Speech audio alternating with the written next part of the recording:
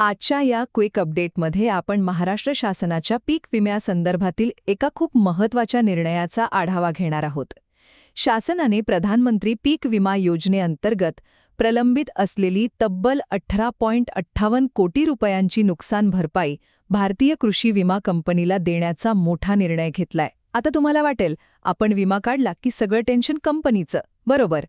पण जेव्हा निसर्गाचा फटका प्रमाणाबाहेर असतो तेव्हा या सिस्टीमचा बॅकअप कोण असतं बरं? याचं उत्तर आपल्याला आजच्या निर्णयात मिळतं. चला, याचे 3 मुख्य पैलू पाहूया.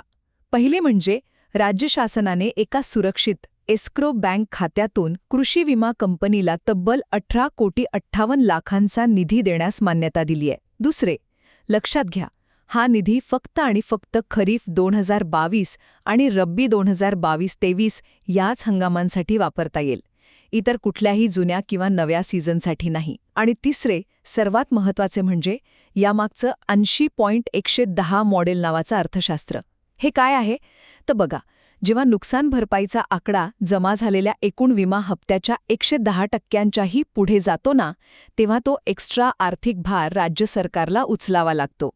विचार करा, हे एका सेफ्टी नेटसारखं आहे. जेव्हा विम्याचं गणित कोलमडतं तेव्हा सरकार स्वतःच्या तिजोरीतून हे एक्स्ट्रा कव्हर देऊन शेतकऱ्यांना आणि व्यवस्थेला आधार देतं. थोडक्यात सांगायचं तर 2022-23 मधल्या अतोनात नुकसानीचा म्हणजे त्या 110%वरचा 18.58 कोटींचा अतिरिक्त भार आता राज्याने अधिकृतपणे उचललाय.